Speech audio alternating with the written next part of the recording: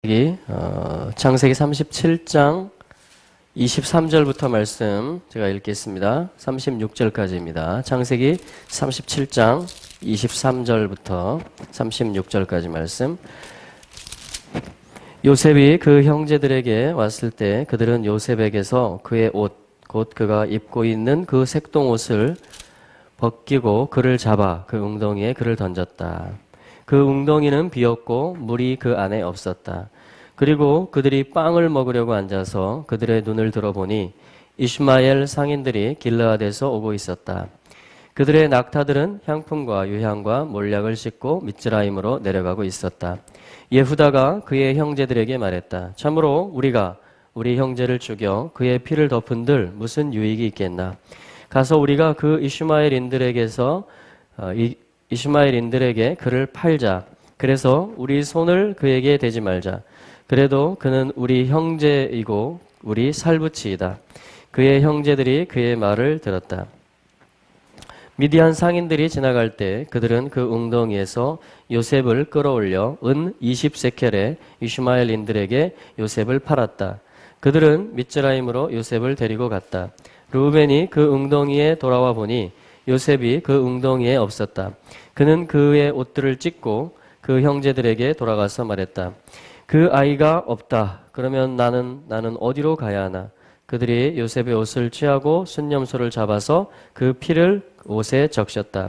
그리고 그들은 그 색동옷을 보내어 그들의 아버지에게 가지고 가서 말했다. 이것을 우리가 발견했습니다. 이것이 당신 아들의 옷인지 아닌지 알아보십시오.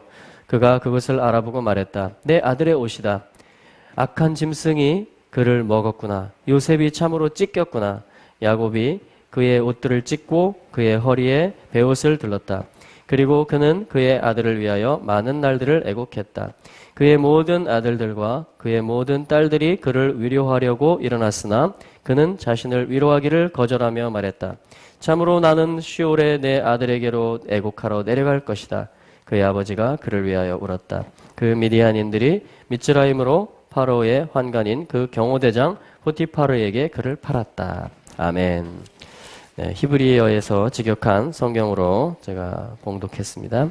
자, 오늘 말씀에서 계속해서 이 요셉의 꿈이 펼쳐지는 그러한 하나님의 섭리, 하나님께서 주관하시는 그러한 역사들이 이어지고 있습니다. 그래서 이 요셉이 이제 그 23절에 보시면은 붙잡혀서 그 옷을 벗기우게 되는 그리고 웅덩이에 내려가게 되고 사실은 피를 흘리지 말자 루벤이 말해서 요셉의 생명이 죽진 않았지만 그 대신에 그 짐승의 피가 흘려져서 그것을 이제 옷에 적셔서 그 순념소의 피가 그 옷에 적셔져서 그것을 가지고 이제 야곱에게 가서 이 아들이 이렇게 죽었습니다라고 말했던 것이죠. 그래서 이 요셉의 생애는 요셉의 꿈은 예수 그리스도를 통해서 성취되는 것이기 때문에 이 모든 이 사건들이 다 구속사 예수 그리스도의 그 어떤 그 구속의 일들과 다 이렇게 매칭이 되고 연결이 됩니다. 예를 들면 형제들에게 이 배반을 당하고 또 붙잡히게 된다든가 또 그 옷이 벗기워지게 된다든가 또 피를 흘리게 된다든가 이러한 부분들 그 아버지에게 사실은 야곱에게 이 피 묻은 옷을 보았을 때 아주 큰 슬픔이 되었던 것 이러한 것들이 또 뭐냐면은 이 팔려가는 것 그렇죠? 우리 예수님께서도 은 30에 가룟 유다에 의해서 팔리셨습니다. 오늘 이 성경에서 보니까 26절에 다 죽이자고 했는데 유다가 뭐라고 하냐면은 27절에 팔자 이렇게 얘기합니다. 여러분 예수님이 누구에게 팔리셨죠? 예수님이 잡히고 이 십자가형을 당하실 때에 누가 팔았죠? 예수님을 배신했죠? 유다가 팔았습니다. 유다, 가룟 유다가 예수님을 바로 은 30에 팔게 되었던 것이죠. 자, 사실은 이 팔려간다라는 것은 굉장히 비참한 것이고 노예가 되는 것이고 정말 엄청난 거절이죠. 거절감인데, 여러분, 이 팔려가신, 그러니까 팔려간 이 요셉이 결국은 어떻게 됩니까? 그들을 다 살게 합니다. 여러분, 이 팔려지신, 은 30에 팔리신 예수님이 모든 형제들을, 모든 만민의 생명을 사시고 구원하시는 역사를 이루시는 것입니다. 할렐루야. 예수님이 옷이 벗기심으로 말미암아 우리는 뭡니까? 의의 옷을 입게 되는 것입니다. 예수님이 웅덩이에 그 음부에 낮아지시고 내려가심으로 말미암아 우리는 존귀한 하나님의 자녀들로 올라올 수 있는 것입니다. 이 모든 것들은 다 그리스도 안에서 우리의 생명이 발견되어지며 함께 그리스도의 생명 안에서 우리가 함께 이 길을 가고 있다는 것을, 또 예수 그리스도로 말미암아 우리가 옷을 입게 되고 다시 구속이 되고 또한 우리의 모든 정체성과 신분을 되찾는 이 모든 일들이라는 것입니다. 자, 그래서 오늘 이 말씀에서 결국 하나님의 이제 미션 필드인 이 도탄에서, 그죠? 어제 말씀에서는 이 도탄에서 이 잡히고 벗기우고 구덩이에 빠지고 피에 그 옷이 적셔지고 팔려가는 이 일이 있었다면, 이제는 애굽까지 본격적인 어떤 하나님의 생명, 만민의 생명을 구원하는 그 양식을 준비하는 예수 그리스도를 생명의 양식으로 계시하셔서 만민이 구원을 받게 하는 하나님의 역사가 애굽 한복판에서 이루어지잖아요. 이 세상 한복판에서 이 모든 7대 영역들과 모든 정치, 경제, 종교, 문화, 어떤 미디어, 가정, 모든 영역들 속에서 여러분, 예수 그리스도께서 우리의 양식이 되십니다. 예수 그리스도의 그 볏집단에 모든 단들이 다 절하게 될 것입니다. 각 영역들에서 쌓아 올렸고 이루어냈던 모든 수확물들과 존귀함들과 보석들과 명예들과 기술들과 모든 지혜와 지식들, 모든 것들이 다 그 곡식단들 추수잖아요. 그것이 요셉의 곡식단에게 절하는 날이 오는 것입니다. 예수 그리스도에게로 다 이것이 올려지고 제물이 되고, 이것이 정말 자원 예물이 되고 경배의 예물이 되는, 그래서 예수님만이 온 땅, 모든 세계, 온 우주 가운데 정말 가운데 있는 그 요셉의 곡식단임이 여러분 밝혀지게 될 것입니다. 그래서 지금 그 과정 중에 있는 것입니다. 이 말씀은. 그래서 이제 맨 그 36절 마지막에 보니까 하나님의 섭리 안에서 너무도 비참하게도 이 팔리는데 어떤 상인들에 의해서 팔렸다라고 말하냐면 27절, 28절에 보면 이스마엘인들에게 팔자 이렇게 말하고, 또 28절에 미디안 상인들에게 지나갈 때에 그를 팔았다 이렇게 얘기를 합니다.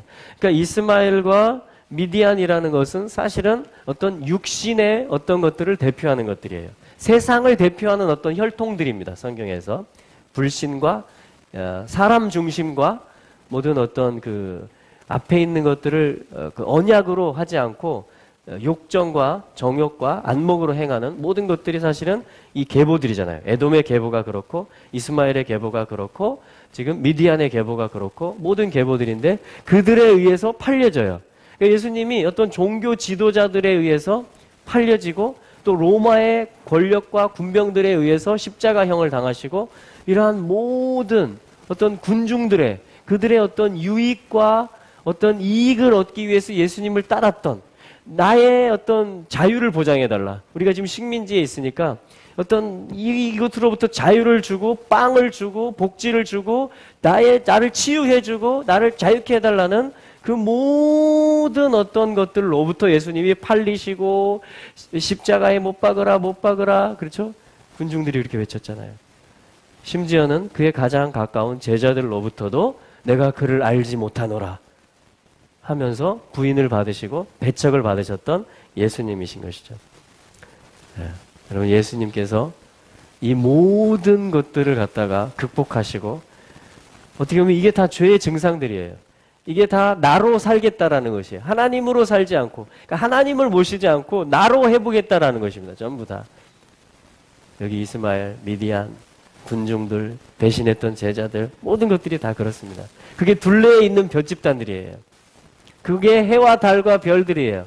다 이름을 내고자 하고 자기가 빛나는 별이라고 말하고 하는 그러한 것들이죠. 올 한 해 동안에 하나님께서 은혜를 주셔서 이 제주도 안에서 그 몇몇 교회들과 기도의 집이 모여서 그 연합 예배를 했습니다. 그래서 어제 저희들이 그 지난 한 해를 이렇게 평가하고 되돌아보고 정리하는 그런 모임들을 가졌어요. 근데 제 마음속에 뭐냐면 처음에 힘듦이 있었습니다. 서로 이렇게 중간중간 나누기도 하고 이렇게 하다 보니까 이렇게 힘듦들이 다 있었던 거예요. 뭐냐면 이 어떤 나의 계획과 나의 의견이 잘 관철되지 않을 때 그때 우리는 힘들어하죠. 그런데 하나님의 은혜로 아무튼 여기까지 왔고 제가 어제 사실은 그 힘든 것들을 다 말하려면 제가 반복해서 계속 말할 수 있고 여러 가지 것들을 늘어놓을 수 있지만 제가 어제 평가회를 하면서 가장 말을 아마 적게 한 사람이었을 것입니다.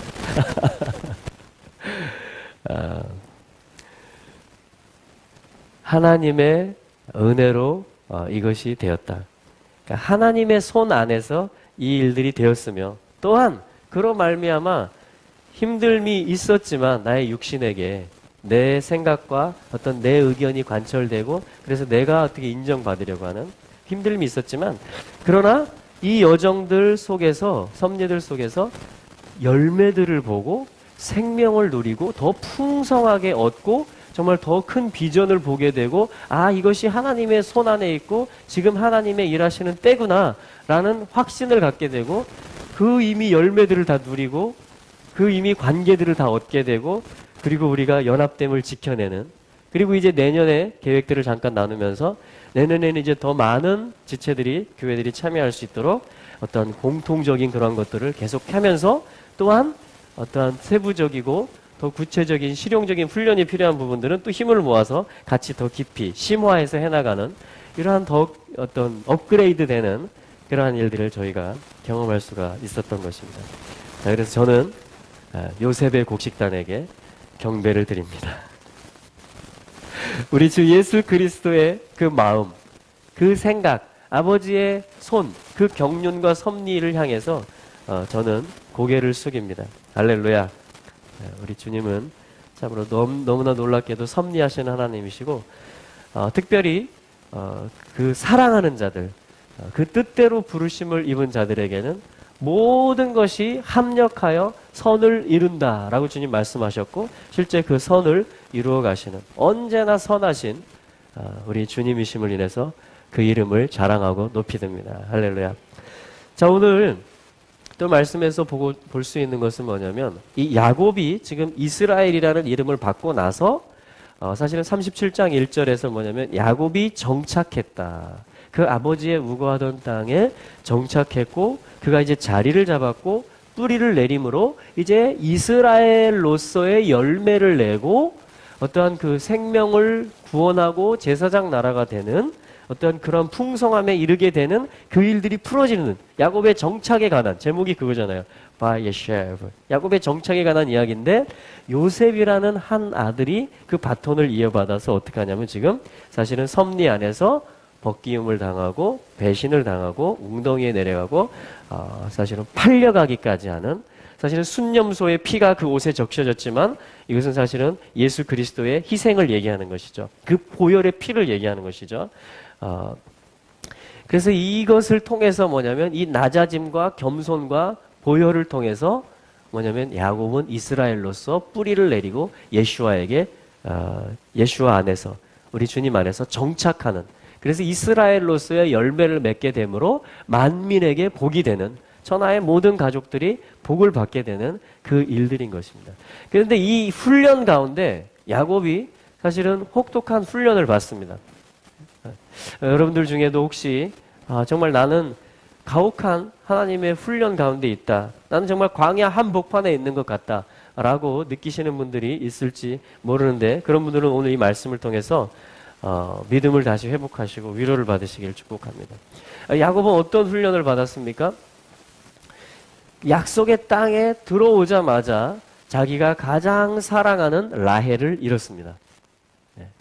자기의 가장 참 깊은 곳에 있는 그 애정, 그 어떤 연민, 그 애착, 그 라헬을 얻기 위해서 사실은 이 모든 집이 나오는 역사가 되었던 것이거든요. 7년, 7일, 또 7년, 6년. 그래서 20년 동안에 이 번성하게 되는 두 때를 이루는 일들의 시발점이 무엇이었냐면 라헬이었으며, 그 지속점이 뭐냐면 사실은 라헬이었습니다. 그런데 하나님께서 라헬을 데려가신 것이에요. 그 라헬의 소생이 누굽니까? 요셉이죠. 그런데 또 지금 요셉을 하나님이 취해가고 계신 것이에요. 지금 야곱이 내가 음부에 내려가는 것 같다라고 하면서 지금 울부짖고 있는 것입니다. 근데 하나님께서는 이 훈련을 멈추지 않으시고 봐주지 않으세요. 왜냐하면 그 훈련을 통과하지 않으면 계속 야곱으로 머물러 있을 수밖에 없기 때문인 것을 하나님이 아시기 때문입니다. 근데 하나님의 계획은 뭐냐면 야곱이라 불리지 말 것이며 이스라엘이라는 새 이름으로 네가 불리게 되리라. 나는 너를 이스라엘로 부른다. 나는 너를 이스라엘로 만들어간다. 그래서 하나님의 이 훈련이 어디까지 이르냐면요, 창세기 43장 14절 말씀해 보시면 이제 뭐가 남았냐면 베냐민이 남았어요. 라헬을 데려가셨죠? 요셉을 데려가셨죠? 이제 베냐민 하나가 남았습니다. 그래서 그 아들들이 와서 베냐민을 데리고 가지 않으면 양식을 안 준다고 그랬습니다. 막 이렇게 합니다. 근데 이 야곱이 어떻게 하냐면 43장 14절에 보시면 전능의 하나님 엘샤다이께서 그 사람 앞에서 너희에게 자비를, 긍휼을 베푸셔서 너희와 너희의 다른 형제와 함께 베냐민을 보내실 것이다.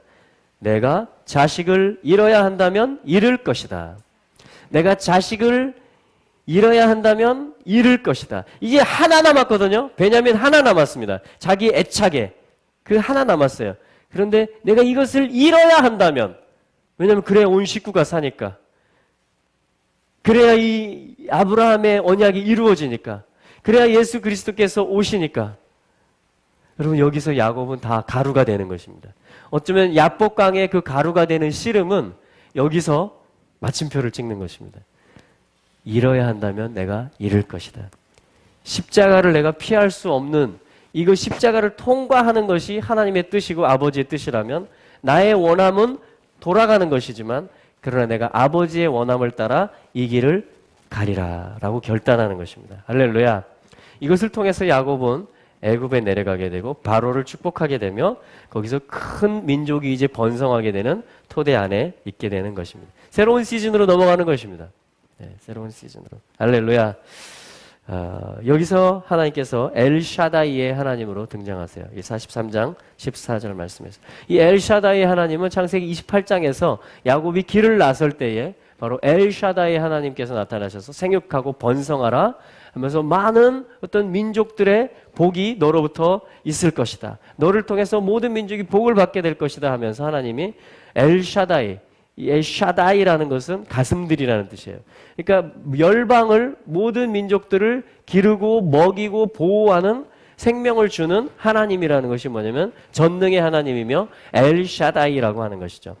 그래서 이 엘샤다이께서 이 일들을 하시는구나. 아, 이것이 나에게서 라헬을 뺏어가셨고 나에게서 요셉을 뺏어가셨던 것이 지금, 그리고 베냐민조차도 다 가져가시려고 하는 것이, 이것이 뭐냐면 내 소원을 성취해 주시는 하나님이 아니고 열방을 먹이시고 하늘의 뜻을 땅에 이루는 그 전능하신 하나님의 일을 이루시는 일이라면, 내가 내 자식을 잃으려면 내 자신을 부인하는 이 길 가운데 내가 걸어가리라, 십자가를 내가 지고 가리라라고 야곱이 고백하면서 이스라엘로서 새롭게 일어나는 것입니다. 할렐루야. 하나님이 이렇게 야곱을 훈련하셔서 결국 이스라엘을 얻어 가시는 것이죠. 하나님께서 우리를 이스라엘로 부르십니다. 이스라엘의 하나님을, 엘샤다이 하나님을, 그래서 만민의 생명에게 젖을 주시고 예수 그리스도의 양식을 공급하시는 우리 아버지 하나님을 찬양합니다. 아멘.